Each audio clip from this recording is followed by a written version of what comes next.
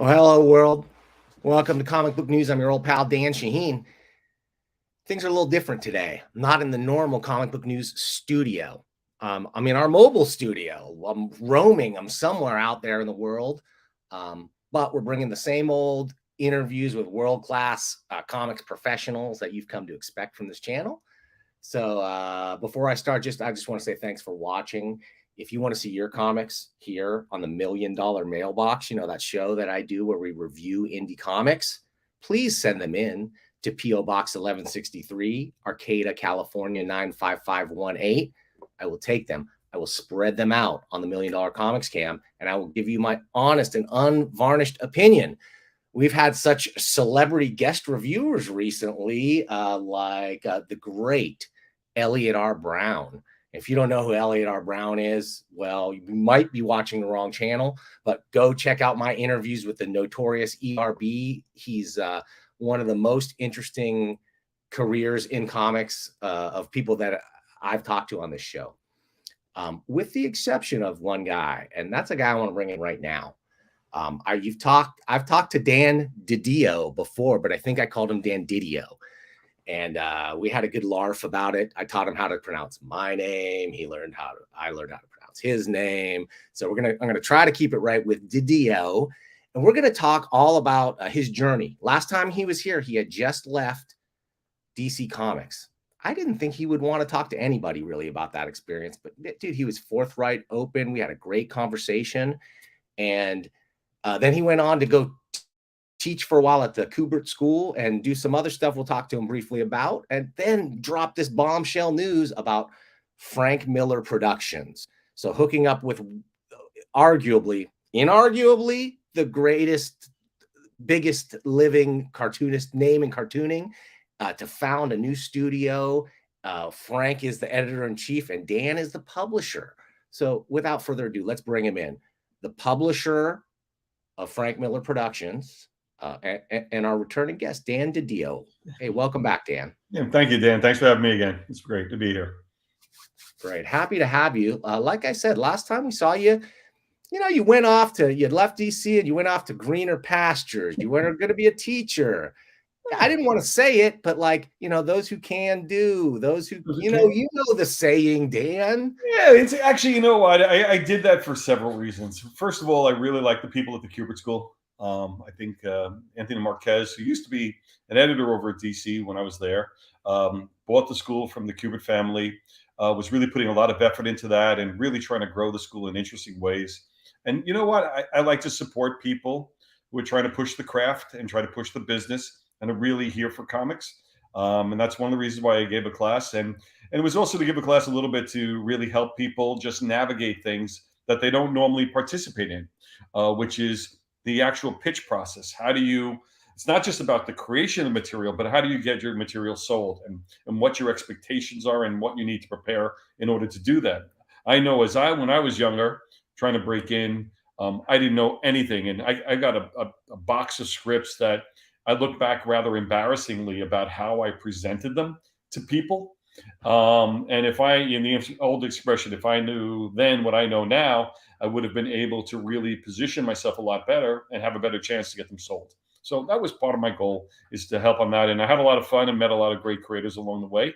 And hopefully they're doing well, even without my help, because I think there's some real good talent there. But I always wanted to help the school, and I got a chance to do it. And it was actually something fun to do in the middle of the COVID. You're working at home, and anything that gives me the opportunity to talk comics, I pretty much jump at. So well, what was the number one piece of advice that you gave to students in that regard, in what you said, pitching your work? It's interesting. We did it. We did the class, and I actually did it at panels at some of the conventions I've been at. And it's just about how you structure your material and the clarity of it. But probably the most important piece of information is I used to start the conversation with the log line. What is your story idea is about? What's the high concept?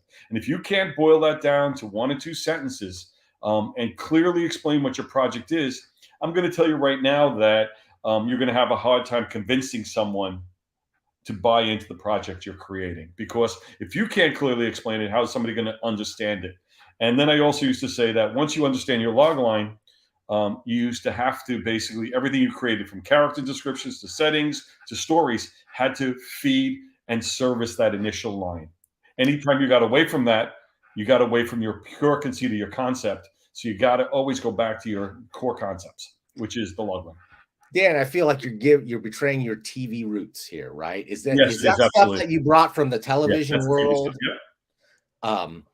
To comics? Then did you feel it was lacking in comics per se, or is it just like across the board, like even in video and television and that kind of stuff? The problem with everything is, especially with comics, more than anything else, comics is a business that everybody handles as a hobby.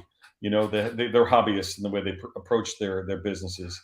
And the one thing that I always used to run into, and still do, is when people pitch me, they're not really looking for direction. They're just looking for somebody to say this is good. And if you don't give them that feedback, there's a lot of frustration there. And my goal is to say, hey, guess what? You're going to have to deal with criticism your entire life. And if you can't deal with that, then you really shouldn't be getting out there. Maybe you should just self-publish. But if you're really trying to go out there and sell your goods and try to get other people to buy what you're doing, you're going to have to present yourself in a professional manner and be able to express yourself in a way that other people can understand, especially people if they're not as well versed in the business as you are. So you got to know what you're talking about. And maybe be able to gracefully accept criticism, when you're getting it from a proven professional, even if you think they're wrong. We had some reviewers come in here. Elliot R. Brown. Are you familiar with the work of Elliot R. Brown? I know the name. Yeah, I was going to say, I was listening to your open. I'm like, okay. He was the official submissions editor at Marvel Comics during the tryout book period. Okay, here's what I'm going to say. I think I might have rejection letters from him. That's how I remember the name. Okay. I'm sure you do, because I have the Jim Lee rejection letter that he wrote that Jim saved. Oh yeah. And it is, while it was not like, it was no holds barred per se, but it had really good nuts and bolts constructive things about like this panel and that panel, and learn to draw things like that. And I feel like that kind of criticism is worth its weight in gold when it's coming from a professional like you. Oh, yeah, no, I had a rejection letter from Paul Levitz when I submitted a story to House of Secrets, a House of Mystery, somewhere down the line, and I kept that letter. And then when I was at DC, I actually published it in the back of one of the books. Nice. In my old DC Nation column, I said, guess what, guys? If you want to break in, don't ever do that, because this guy who wrote me this letter is the guy who hired me. And the guy you ultimately replaced. Yeah. Amazing. And we had Paul in here pretty recently too, and had a nice little conversation with that guy. What a legacy. Yeah. He left at DC. But this is the past. DC, what? Like, let's talk Frank Miller Publications or Productions. How does this happen? Like, when did you first cultivate a relationship with Frank Miller? Was it during your tenure at DC? Yeah, no, I mean, I first met Frank briefly. When I first met Frank, he was working on Dark Knight 2. I had just started at DC. I was in one of the editor's office. I'm blanking right now. It's in the editor's office, and ultimately he was pulling out the pages and he was describing the process, and I was overwhelmed because I was familiar with Frank and I liked his material, but I wasn't completely, just following his career so tightly. So when I did meet him, it was a good moment. But over the years, Frank and I got to be friendlier as it went forward, and it actually, the turning point for us was this. It was I was at a spot in one of the years, and some of the books were flagging a little bit, and I was trying to look for something to pump them up. So I I asked them to put Carrie Kelly in Batman and Robin. I asked Pete Tomasi to put Carrie Kelly in Batman and Robin, and I thought that would be fun to bring her into the proper DCU continuity.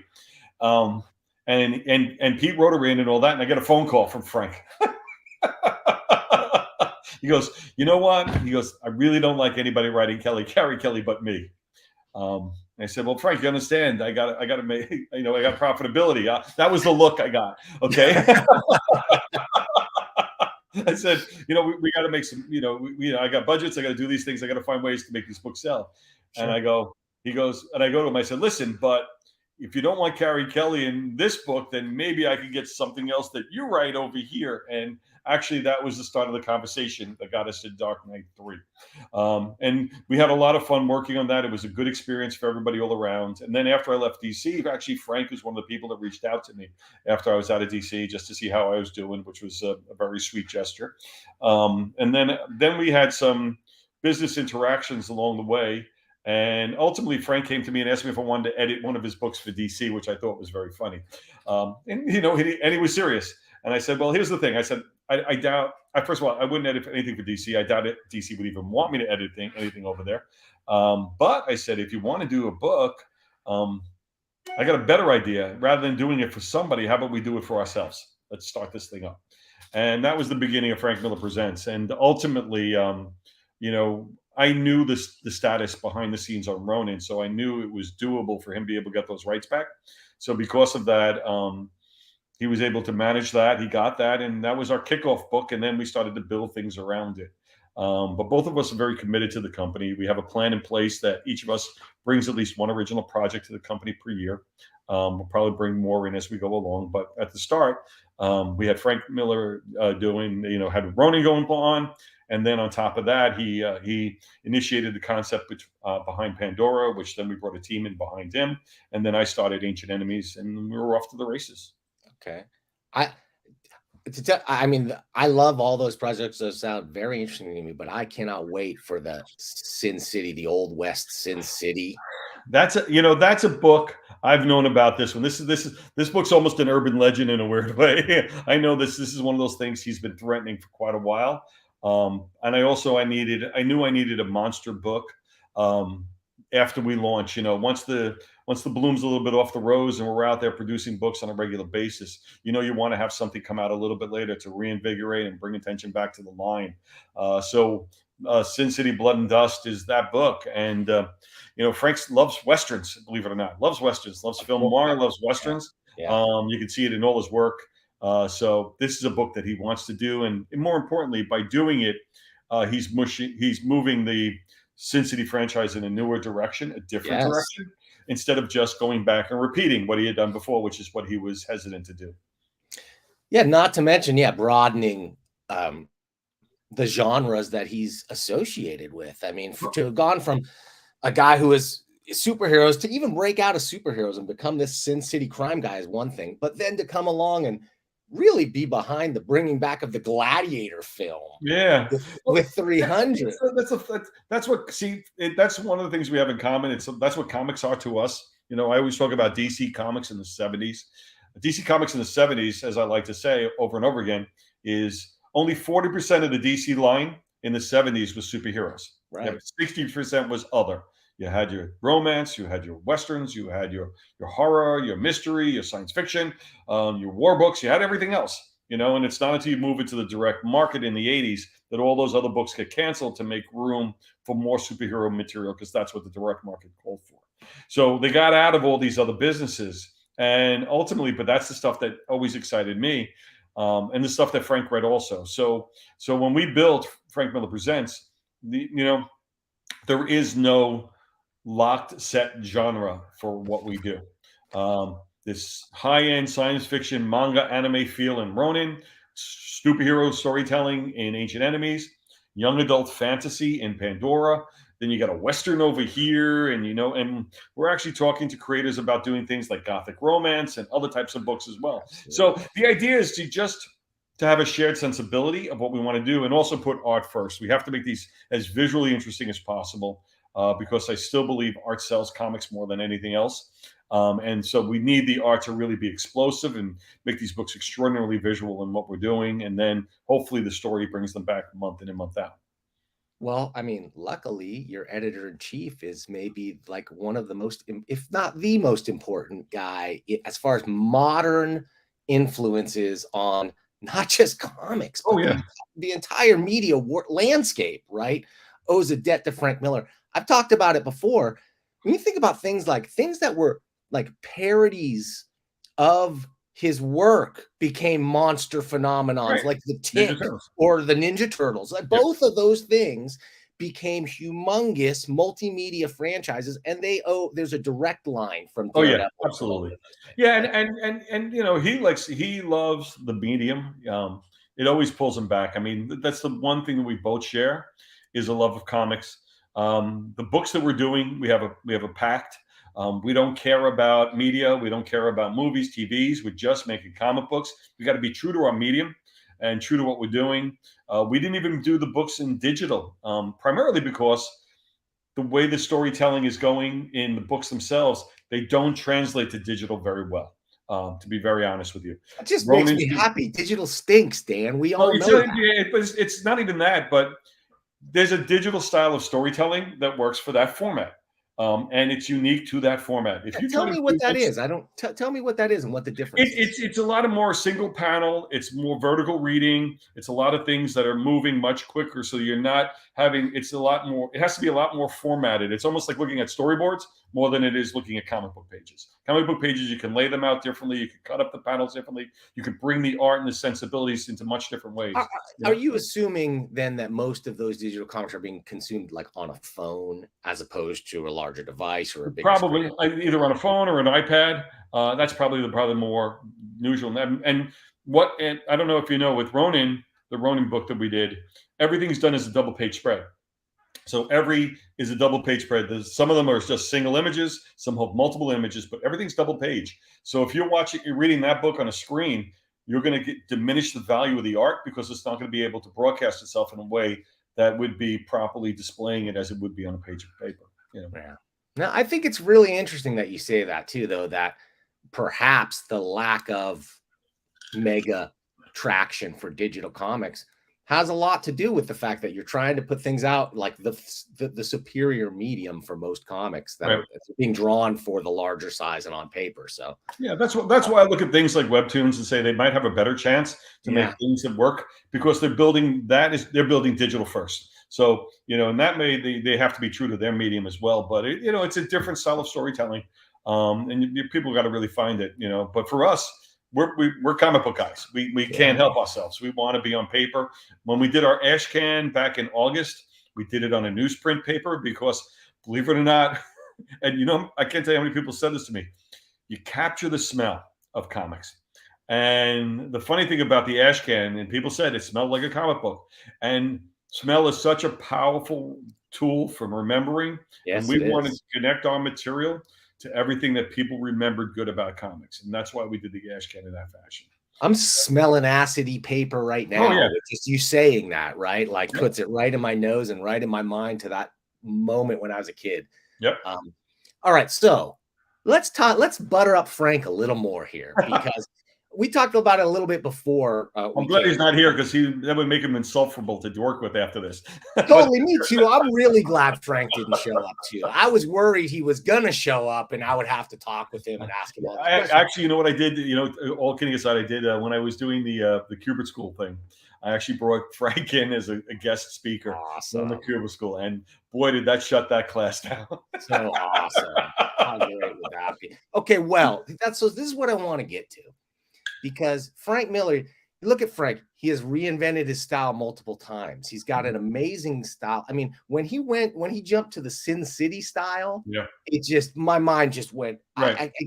because I always loved Frank Miller, but to me, it was about his storytelling, Hmm. not so much his renderings of muscles and tights or Right. whatever. He's a pure storyteller, and he brought in storytelling tropes, especially from the Far East and from manga and other and cinema, and fused them with the comics page, right? So just tell me a little bit about what kind of a hole? Like he just blew a hole in the comic book universe out after Oh those. yeah, Because no. he was Listen, when you talk Daredevil. about that too, he actually credits, if I'm not mistaken, he credits a lot of this to um, Howard Chaykin and to Walt Simonson, who were studio mates that were much more familiar with European artists and European styles. And then he also credits the opening of the Forbidden Planet comic shop in New York, believe it or not, which brought in a lot of external material from overseas into the U.S. market. Oh, And that's when that starts. That's what gets the machine churning. He's starting to be exposed to Mobius, and then all the Asian influences and all the things are coming in, and it's going into the big grinder, and it's all coming in, and he's pulling from all these different sources, and that's ultimately how you start to watch his style evolve from there. But you could almost, when you talk to him, you can see there's a definite timeline, because earlier he was trying to compete in the comic book market. You get a lot of Steve Ditko influences. Then he gets Neil Adams as almost as a teacher in some ways and a mentor to him. And then from there, he moves into comics. Develops his own sensibilities. And then he starts to pull in all these influences, and his material yeah. continues to evolve from there. I just his early appreciation of manga and Yeah. his judicious use. Like he didn't copy the outer style and the tropes, and all his characters had big eyes and Yeah. whatever. No. Whatever. It was again the storytelling that he took, and he took it and applied it straight. I think first to Daredevil, but then to just the different types of panel transitions and the amount that they're used Yeah. and things like that. He just had such an appreciation of so early on. I always wondered where he acquired that from. Yeah, no, and if you know it too, I mean, the other side of the coin is that that's a lot of what's behind the scenes on Frank Miller Presents too. It's about craft. It's about the craft that really comes with practice and knowledge over years, and the craft that can be passed on from creator to creator that helps the newer creators improve and grow from that point on. Um, Yes. and we talk about this, and my two examples are very clear. I mean, he's working side by side with Philip Tan, who has this incredible body of work on his own. But you see Philip's art evolving through his involvement with Frank, and Frank pushes the ideas of negative space and opening scenes up. Less is more, something that Philip didn't really handle well. And then ultimately he gets it, and you start to see his style start to open up. And just the first issue of Ronin is probably one of the most beautiful comics I've ever seen in my life. I can't wait to check it Yeah, out tomorrow. it's just stunning. It's just stunning. It's ridiculously beautiful. Well, And you brought up Neil Adams too. yeah, So tell me the connection, because before you even mentioned it before, I was thinking about this. I go like Frank is it right now. He's in that Neil Adams trap, yeah, right? yeah, and he is, and he realizes now he's in elder statesman role, and it's about legacy. It's about really continuing the medium in ways that is best for the medium, and trying to help people understand what is necessary for a good foundation that you can build all your products on. And that's where a lot of this conversation is going with. And the other person he's speaking with is the artist on Pandora, which is Emma Kubert, third generation Kubert. Oh, Um, cool. and Frank had worked with Joe, and Frank had worked with Andy on Dark Knight 3, and this is Andy's daughter he's working with now, Wow. and she's our artist on this. And again, Emma, she learned from her father, she learned from her grandfather. She's a teacher at the Kubert School, and yet I see these two together, and they're like two kids, sketching and talking and planning and all this, and you just see the artists having a blast working with each other, and even my own artist on Ancient Enemies has spoken to Frank and got some ideas, but his layouts are spectacular in their own right. And it just elevates the material when these books are so visually interesting. It allows you to be more freer as a writer, because you can really get into the characters and the depth of the characters, because you're not too busy explaining actions and behaviors, because they're so clearly explained in the art itself. Now, I'm assuming you don't, maybe I'm wrong here, but I'm assuming you don't have a shared studio where all the artists come I in and wish it are. was. We all actually, probably Emma gets it the most, because she's in Jersey, Frank's in New York, so she comes in about once a month, and they spend a day together just laying out the material. Philip Tan, we always joke. Philip, it's not a joke. Philip, was so excited about working with Frank. He wanted to sleep on the floor of the studio, so he figured that the knowledge that is seeped into the wood would come into him. Uh, might be something to it. There might be something there. I don't know. It's not my cup of tea, but that's okay. I guess I don't draw enough. I think I'd want to be on the ceiling and huff the Yeah. fumes of Yeah, but whatever's come up. it was New York Comic Con was a lot of fun this year because all the artists came up from Brazil. A lot of guys we're working with, and they all did the journey to the studio, and everybody spent time with Frank there too. So, and we had a wonderful dinner together when we pulled everybody together. That's part of Frank Miller Presents, and we had the two tables. We had, as I joke, I said we had the adult table where all of us were sitting on, and then we had the kids table where all the artists were there drawing on the tables and talking, and Frank was in the middle holding court. And it was a wonderful experience for everyone. Okay, now that the books are hitting the stands, they're not out there, but the hype is out there. People know what's coming. They know what this is all about. Have you been flooded with submissions by other creators or people that are like, I want to work with Frank? And that's the hard part. Because we did say Frank early on said he really wants to work with other creators. That's what this is all about. I mean, even on Ronin, Frank's layouts I could publish if I wanted to. His layouts are penciled and inked. He inked the layouts, which is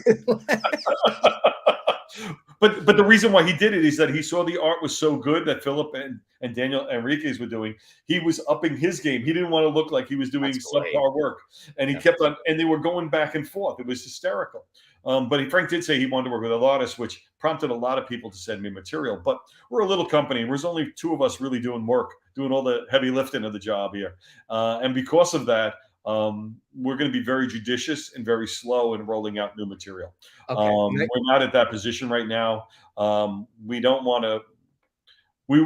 We don't want to compete, to be honest with you, with other companies. We're just sort of doing this for ourselves. We want to be successful. We want to be profitable, but we're not looking to talk about market share or not even, what book comes out when and how you stand it. If that was the case, we'd be putting 20 covers on every book, and we're not ever going to do that. We have one variant per book. It's just a simple incentive. In some ways, I did the variant primarily because I wanted Frank's art to be attached to every property when we launch it. So that way there's that connection to him and the company, to the material. But for the most part, we're just doing one variant, and that's about it. And I've been told that we've done a lot of things that would work counter the way sales work in the comic business right now. And all we want to do is tell good stories, because we still think at the end of the day, good stories, great art carries the day. And, we got to put our money where our mouth is. And that's what we're betting on. That's I forgot to ask you, by the way, sorry to backtrack this for a second, on the Sin City Western book. Is that going to be all Frank inks? Oh, that's Frank. Yeah, that's Frank. Yeah, that's all that. No one's allowed to touch that. He's cartooning it, right? Like this. That is Frank's thing. Okay, that's great. That's what we want to hear. Yeah, no. Frank's got a one shot with Sin City proper with Mila Manera, and he's turning in the script to Mila. Mila will be drawing a Sin City issue. It's the first time anybody has ever drawn Sin City, with the exception of Frank. You're gonna pick somebody. Yeah, and basically Mila Manera put him on the spot, which is a really funny story. What happened was Frank was at a convention in Europe, and he was doing a panel with Mila Manera, and somebody asked Mila, what does he want to draw next? And Mila said he wanted to draw Sin City. And then they turned to Frank and said, Frank, would you let Mila Manera draw Sin City? I mean, the subject matter and sexy women and everything. Yeah. It's a nice match. Yeah. And so Frank said yes, because he had to. And we're gonna have a Mila Manera. It's a 24-page story, but there's a big Milo bump online. I don't know if you saw Elon Musk. Yeah, I did see that. Yeah, I saw that. Pretty funny. All right. Well, so that's a little bit of a controversial topic. I got a couple of questions here from the people out in the audience. Sure. We tackled some of Frank's books have had controversy. The book that I reviewed, Holy Terror. Okay. Right. And I found it to be, it took me like 10 years to even read it, because I had heard it had such a bad reputation. And then I finally read it, and I thought, story-wise, besides some quibbles with some of the thinking behind it, I thought visually it was an incredible book. Yeah. And he's taken in his art in such a more and more abstract direction. It seems like less concerned with photorealistic anatomy, let's say, Yeah. and more concerned with storytelling dynamism. Yeah, well, it had a lot of the same dynamics of, if I'm not mistaken, of what Dark Knight 2 was. It was an extension of some of that. Yeah, And it's a book from a period of time. That was an open wound to New York and the people who live there. And the only thing I could say about any of that, because we don't really broach it at all, and I wasn't part of it. So other than that, the fact is that I think I know he apologized for some of this stuff over 10 years ago, and we've all moved on from it. And that's totally. it's this one spot in this incredible career. I don't even view it as a spot. I view it Yeah, as yeah, no, I know. it's art through the lens, through Yeah, his mind, and wherever his mind was, the art is the art, and it speaks for yeah. itself. And I still think it's a worthy piece of art on its own. Oh yeah, well that's the one thing.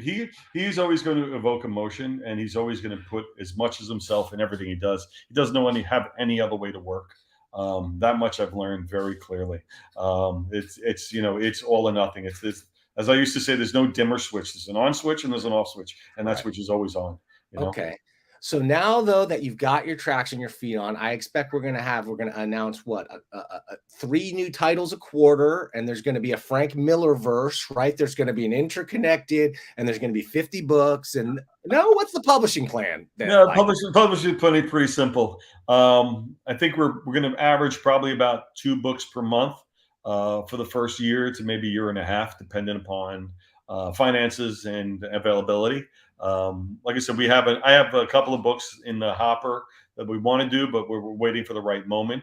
In the initial books we launched, the only thing we've added to that, and it's not silly, but it's a passion project for me. I'm a big fan. I have to laugh when I say this. I'm a big fan of the Saturday horror host show Svengoolie. Svengoolie, we know, Dan. We know. Yeah, everybody. I know that's my guilt, my true guilty pleasure. I know these people personally; they're friends of mine. When I heard their company was planning to do a comic, I told them they're not allowed to do it with anybody but me. Nice. So, Nice. so I was able to work that deal out, and I'm very excited by it. I don't know. You don't know how many Svengoolie jokes I made whenever your name would come up, just because I tell before I had even interviewed you. I used to bring up those I will wear that. I will wear that badge with honor anywhere. As you should. As you should. I mean, my show. I'm not a. I don't want to say I'm a Svengoolie fan, but I take a lot of inspiration from that sort of local TV. Oh yeah. Sort of movie. I think there's a certain it's pureness of what television is on series like that, and I'm a big TV fan. I've worked in TV for 20 years, and it was my true passion before joining DC. So for me, to be working with these guys, I'm having a blast. And the Swedish, we're in a new golden age of TV, right? Like, why are you not at Reed Hastings' desk right now pitching a Netflix show? Like, it would seem like that's like where everybody's on. That's the end. I have one Netflix story. First of all, I know people say this is the golden age of TV. I disagree, but that's okay. Because quite honestly, I think TV is a mass medium, and we're making it much more. We're shrinking our audiences. We're, sizing it out. We're fragmenting it even more than it's ever been before. And I think atomizing. Yeah, I think TV was always, as we used to call it, the cool fire. That was what our professor would say at school, and the idea that it was the fire that everybody came around and told the story around. And now everybody's on their own device, own thing, watching individually and not pulling it apart together. Nothing golden about that. Anything that drives people apart, I find, is not a golden time. So that's being said, and besides, they're overpaying for shit that's not worth it. Other than that, though, you want us to just all be watching Lucy on Sunday night together and talking about it. But there was that commonality to it, and ultimately, the commonality brought people together. TV was a way to bring people together and find something that we can all share and talk about. I've talked with a lot of people who teach young people, like you did. Yeah. And the one thing that they noticed and that they've remarked to me is that, like, man, not only does not everybody know the same stuff they know, but like all the kids are each into a different little slice of a subgenre, and not too much crossover between And them. when you don't have that much crossover, it limits your learning and growth. And ultimately, it limits how you produce too. When you were able to, we just talked about Frank. He's drawing from European influence, he's drawing from American influences, he's drawing from Asian influences. And if he only locked himself into one of those slices, his material would suffer for it, would not reach the same level it has reached. So therefore, it's better for us to be exposed to as many things as possible and to be able to pick and choose from what we like and then bring it together into a new project and idea that really does speak to more people than just to one person. Yeah. I think Frank's genius was his synthesis of those things into something that was not just aping those things. You know what I mean? Bringing the sensibilities and the power of those foreign influences to American comics where they just been lacking. Like everybody else was hip to that stuff, right? Like the Japanese and the Europeans had this kind of storytelling. Oh yeah. Well, I didn't. You don't even know. As a young kid, I didn't even realize it was having Japanese influences. Of watching things, like a Speed Racer or Gigantor, and I wouldn't know that it was a Japanese cartoon. It was different, but I was enjoying it for what it was. So, and then those influences affected me in the long run. But one quick story on Netflix. Since you asked about it up. Yeah. So during the pandemic, I did have someone reach out to me and ask me to pitch Netflix. They said they were looking for a superhero show, and they're looking for a superhero show. Can you put something together? Oh, and we need you to pitch it in 3 weeks. Okay. So I literally put together a project, and Kenneth Ruckford joined me and did some brilliant designs and helped me really pull the thing together. And I did a pitch book and a pitch document. And the day that I went to pitch Netflix was the day after Jupiter's Legacy was canceled. And so the woman who asked us to pitch a superhero project literally says to us before I even start speaking, we're not really looking for superheroes anymore. But if you have any reality slice shows with motocross and kids at the beach and something like that, we'll be more than happy to hear what that pitch is. That's pretty hilarious. And I'm like, I'm sitting there going, what just happened? And I'm trying to talk about my story. And part of me started to go, maybe I could work motocross into my superhero. Of course you did. Of course you did, Dan. You're a pro. I don't want to get into the weeds on that, but did you watch Jupiter's Legacy? I didn't see any of it. I'm sorry to say no. Okay. No. I loved the comic so much, but just what struck me was how much money must have went into that thing. Yeah. And you didn't have to look at it for very long to go like, man, you get more value out of a Frank Quitely's mind and pen than you do out of tens of millions of dollars, I'm assuming, that were spent on that's when you said it's the golden level of TV. I always equate the golden level of TV as how much it's costing to spend making these shows. There you go. for an ever diminishing slice of the audience. That there. I mean, I started at CBS in 1981. I started CBS, so I was actually there during the Dallas and MASH days and Dukes of Hazzard. Had a chance to work with a lot of these people during that time. And, you think about what the audience was then and what it is now. It's kind of funny. I look at it right now. And when I worked on Reboot, and we did Reboot in animation, the ratings on Reboot, we had 1.1 million viewers every Saturday. And we were running third or fourth on a Saturday morning with 1.1 million. Now I would have been the number one show on CW. Dan, if I could find that show, it used to jump around all the time. I wanted to watch that show, and I used to have a hard time even locating it. Well, what happened was that it was a new business, which was computer animation for TV. And we didn't know what we were doing. And ultimately the system collapsed and we had to rebuild it from the ground up. And unfortunately, that stop hurt the show ultimately in the U.S., but in Canada, it was the number one show for a number of years. It especially for the time, there has been a lot of garbage CG animation since then, but you guys were working within the limitations of the technology at the time and putting out a really good product. Again, we had to sell that technology to people who didn't understand it, which was really hard. And honestly, I consider my time at Mayframe some of the best moments of my life. That was Okay. breaking ground, and honestly, a little bit of that feeling I have at Frank Miller Presents, just not with the same amount of people, but the idea that you're trying to convince people of something that is against what people believe it to be. And for us, we're trying to bring back a lot of the sensibilities back to comics that we think are lacking. Regards to the storytelling and the sensibilities and the art being pushed forward. We spent a lot of time. We have Alex Sinclair as our colorist on Ancient Enemies. We had to spend a lot of time with Alex talking to him, and he even said he had to reprogram himself again. We wanted to desaturate the colors and bring the books a lot brighter and seen, because again, we go back to the computer analogy.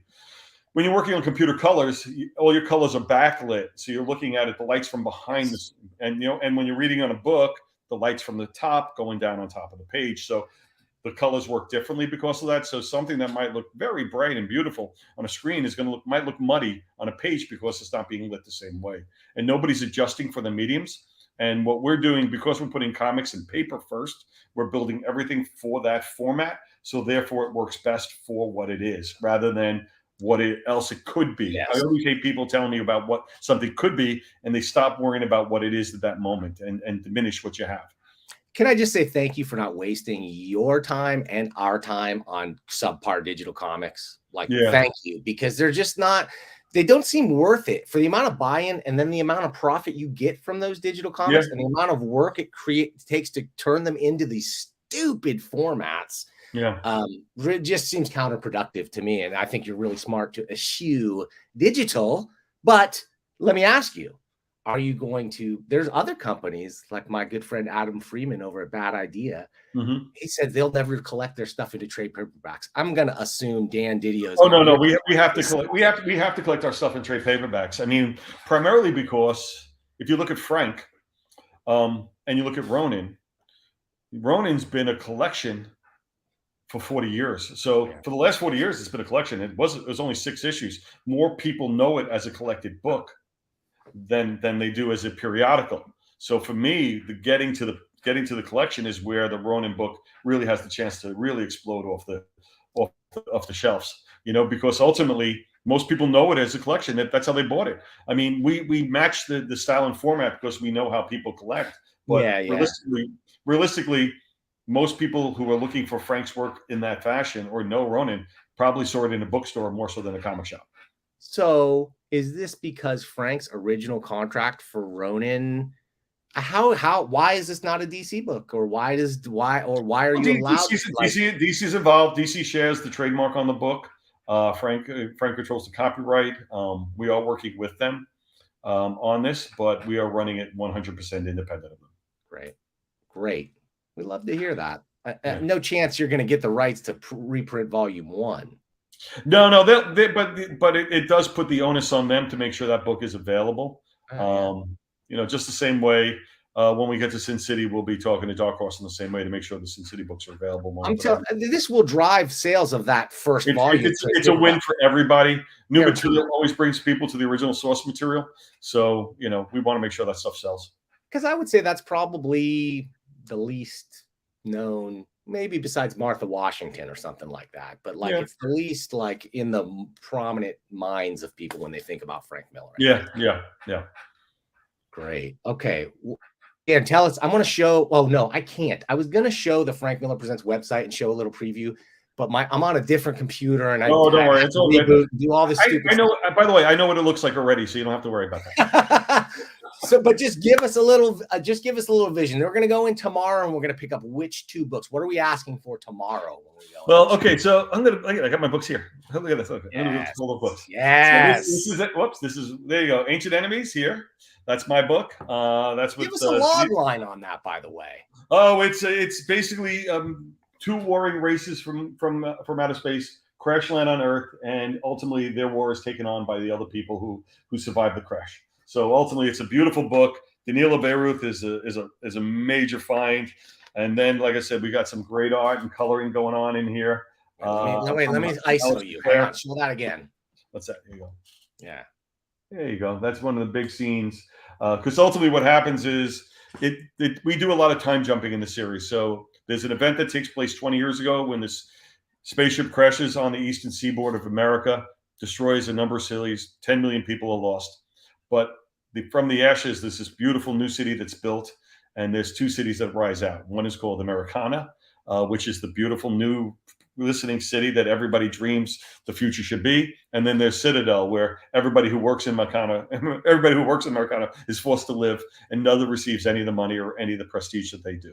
So we create a huge class war between these two cities, and then these two combatants come in from outer space, and the world starts choosing sides around them. And ultimately, everybody is working out their own individual frustrations from this war that's about to explode on our planet.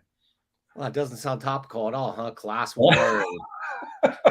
Well, you know what I mean, but that's the fun of comics. Who are my inspirations? My inspirations are comics. The six writers that I followed the most. When I was growing up. I loved Roy Thomas and I loved Jerry Conway for the sheer superhero aspects of what they did. I loved Lennon Marv for what they did in regards to superhero storytelling and how they world build. And then the two guys that I watched probably the closest were probably Steve Gerber, Steve Englehart. And you know what? I'm going to throw Jim Starlin in there. I'm always a monster Jim Starlin fan. I thought, Jim, I would follow anything that he would do. I felt that they said something to me as a kid that even if I didn't fully understand it, I knew that it felt important and it had attitude and personality and it had a sense of allegory. It was ironic and things like that. I think is what storytelling should be instead of hitting something directly on the head, on the nose. You've got to provoke thought and idea, and everything that happens, everybody should see something that they recognize in, that they agree with and disagree with. And I think that's what happens when you're able to create a story that does that. Then you've achieved the goals you set out for your characters. Starlin's work really had gravitas. Right? Oh, I just love this. You know what? Can I tell you something? I was working on Infinity Man and the Forever People, and Keith was sick, and I needed to bring somebody in. So I brought Jim in, and I knew Jim was coming in. And I created a scene just where I can have Beautiful Dreamer crawl into the mouth, a giant death head mouth, and she's walking into it. And just because I wanted to see those original pages from Jim of a giant's death head. And it was so awesome. I can't tell you. Well, Dan, I really appreciate you coming in here today. Your enthusiasm for comics is clearly what's helped propel your career. And I'm just going to say, I always thought okay, Dan, he must be just a master schmoozer. And that's where, but then I go, you're not going to get to work with the people you're working with now if that's all that you brought to the table. Yeah. So I really appreciate that about you. I like that you're in your heart of hearts, the whole time you were at DC, even as publisher, you're writing comics. You got your Metal Men story in the back of your head that you got to get out, right? Yeah, I have to apologize to a lot of creators about that because so many people brought me Metal Men, and I just wanted to do my own, so I kept on turning people away. Evan Dorkin is a bitter man. I'm like, what's that? Evan Dorkin is a bitter guy. I know. I feel terrible about that. I know they had a good one there, him and Mike Allred way back when. But at that point, we weren't looking for a Metal Men book. But there was a couple other ones along the way too.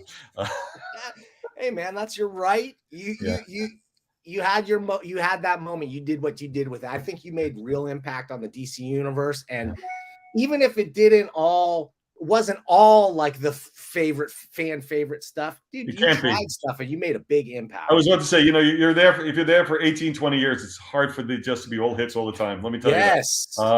But my one Metal Men story, and the reason why I'm the way I am about Metal Men, it goes to my very first contact with people at DC. I actually developed Metal Men as an animated series for ABC when I was an executive for Saturday morning cartoons. Perfect choice. I had built a block of Metal Men and Thunder Agents was going to be my block of shows, and I worked with Jeanette Kahn in getting the project together. Louise Simonson did the Bible. Then they handed it off to the Warner Brothers team, animation team, and they didn't do it good, and we were going to rework it back to where it was originally. But I was set to go. I was all set. That was going to be my hour block to replace Reboot, which was going to come off the air. And lo and behold, that was the moment that Disney buys ABC. And no lie, I got a letter from Michael Eisner telling me that we we do not buy projects from Warner Brothers, and Wow. I had to cancel every project that I had in my hopper from Warner Brothers because of that. Those could have been big. Those are great. And both of those are great choices for a Saturday morning cartoon Oh, show. I still got the Bibles. Marv Wolfman did the Thunder Agents Bible, and actually, I think it was Tom Grummett did the design art for the animated pitch that we had. When you say it, I just imagine it looking like Johnny Quest from the 60s. Oh, what we did is instead of an old man inside of No Man, we did a young kid. So it was the grandson taking over No Man. So we had this kid in charge of the Thunder Agents operation, and he was always making kid choices, and it was throwing everybody out of whack. We had a blast. And but those things got killed. But it started my friendship with Marv and Len ultimately, and then I was working with Christy Marks and so many great people that I was working with because they were great people to work with, but also I was constantly picking their brain about comics. I would be sitting there and talking about books and development and ideas. So most of my knowledge came from the people I worked with in animation, because I would bring in comic creators to be the people I worked with, and I worked with Jimmy Palmiotti and Amanda Connor, and Mark Waid was involved for a while when we were doing Gatecrasher development with Black Bull. I actually, strangely enough, I worked on the last project I did in mainframe was Spider-Man for MTV. That was the last thing I did, I pulled that together. So the one that started to have little digital 3D elements in it and stuff. Yeah, I remember that. I remember that. Yeah, but I've always, like I said, I've always had this love of animation. I've always had a love of comics, and the intersects are always there. So it was just fun to move from one to the other, Yeah, I feel like we're on the verge of a golden age of animation, or a new dawning of a new age in animation, because much like the self-publishing boom, like all the tools to do amazing animation are now like almost free or very low cost. That animated movie from Sony with Spider-Man was a game changer. That one is the one that really reinvented the wheel. I mean, might be the best Spider-Man movie they ever did. Yeah, and you look at that. I mean, the mixed media that's occurring in that and brilliantly handled was incredible. I mean, and that's not to put a knock on anything from Disney or Pixar or any of those other ones, but boy, hands down, the most beautiful thing I've ever seen. You're not going to out Pixar, right? So for them to take it in that direction and to do the 2D elements, the mixed media that you're talking about, and really amazing choices. Yeah, fabulous stuff. I love that thing with death. I really did. Okay, Dan, I got to get you out of here. You've got comic books to publish and write. I super appreciate you taking the time to come in here. I want to wish you luck, but I go like, dude, you're publishing Frank Miller's publishing. Like, how does this not succeed? You'd have to be making some epic screw ups. So let's say this: I think I have that in me, but not this time. If it fails, if it flames out miserably, will you come back here and do a post-mortem on it? To be honest, the last thing I could say is that the one thing great about working with Frank on all this is that, and this is going to sound weird, but not weird. I mean, we don't have anything to really prove. We're sort of doing this because we believe in comics and we want to make something that we're proud of and people will enjoy. It's not that we're sitting here looking for accolades or trying desperately to stay involved in a business. It's because we kind of just love comics and we just want to make comics. When I go to Frank, we sit and talk comics all day long. I mean, he put a character called the Geek in my Ancient Enemies book, primarily because he was busting my chops over Brother Power the Geek for years while I was over at DC. And I wouldn't let him do Brother Power. And ultimately, he sticks a geek in my book. Wait, how does anybody not let Frank Miller? I would assume he could have come to you and pitched his Angel and the Ape revamp or whatever he wants to pitch. And you would have just I had people watching my budget. They're going to say, if you're going to spend your money, you better spend it on something we're going to get a bigger return on. So, but Brother Power the Geek was in the book. Okay. Well, I'm going to say that Frank Miller Productions doesn't look like a cash grab, just slapping the name Frank Miller on it. This looks like a thing that Frank is putting himself into. He's involved in every book and he's involved in every. I love it. And just let him know, Dan, when he's ready. The door will be open for him. Okay, I'll let you know. Yeah. You know what? He's been good about it, but he likes what he's doing. He likes drawing. He spends his days drawing all day long. That's all he does, which is kind of cool. He doesn't have to say a word. As long as he's drawing, like I liked his Superman Year One. We read it. It wasn't my favorite Frank Miller comic that came out. We want Frank cartooning. We want him drawing Sin City in the Old West. And we want and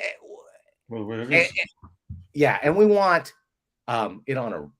I was going to show you something here. This is basically what Philip Tan's doing is from Frank's layouts. Yeah. Hold it up a little bit. Yeah.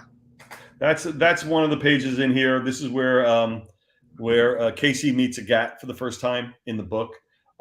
It's spectacular, and like I said, you can see Frank's work on his layouts are really being followed closely. You can see his style and art in here, but Philip's taking it and pushing it forward, and that's exactly what Frank wanted to see. That looks lovely. I can't wait to check it out. Dan, I'm going to get out of here. I'm going to play my closing credits. We got a little comic book cameo at the end. You can stick around if you got time, but if you got to go, hold on. That sounds great. I'll wait for you. Okay, thanks. We will see you soon. Thanks again, Dan. Ooh, hey, and thank you guys for watching. You guys for watching this thing. I super appreciate it. Wasn't that a great interview? I think it was awesome. I was a little worried about new Frank Miller production comics. Like it was just going to be kind of like a slap his name on it, and here's some stuff by guys that are not Frank, and he's not involved. Everything Dan told us today tells me that's not the case. So I'm super excited to go pick these up. But let's be honest, the one I'm salivating for is the new Sin City.